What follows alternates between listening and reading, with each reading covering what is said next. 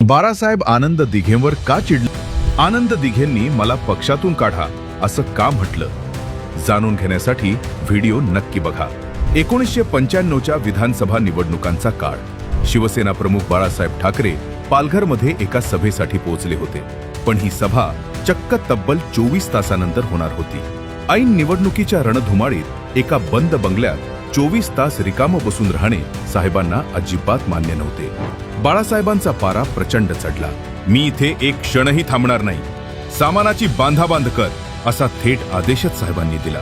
साहेब निघून गेले तर निवडणूक हातातून जाईल हे ओळखून संपूर्ण ठाण्याला धडकी भरवणारे धर्मवीर आनंद दिघे साहेबांसमोर हात जोडून आणि नतमस्तक होऊन उभे राहिले.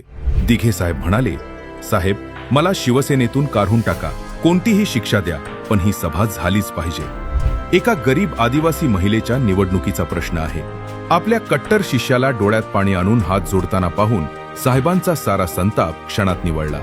साहेब मृदू आवाजात म्हणाले, आनंद, तू सांगतो आहेस म्हणून मी थांबतो. दुसऱ्या दिवशी सभा झाली आणि ती आदिवासी महिला प्रचंड बहुमताने जिंकली. एवढंच नाही तर युती सरकारमध्ये ती पुढे मंत्री सुद्धा झाली. मित्रांनो, हा प्रसंग केवळ एका सभेपुरता मर्यादित नाही. यातून दोघांच्या विश्वासाची खोली दिसून येते.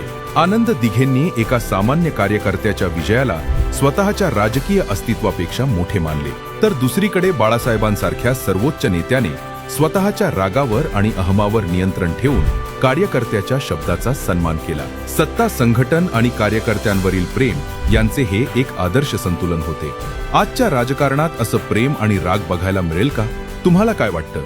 कमेंट करून नक्की सांगा.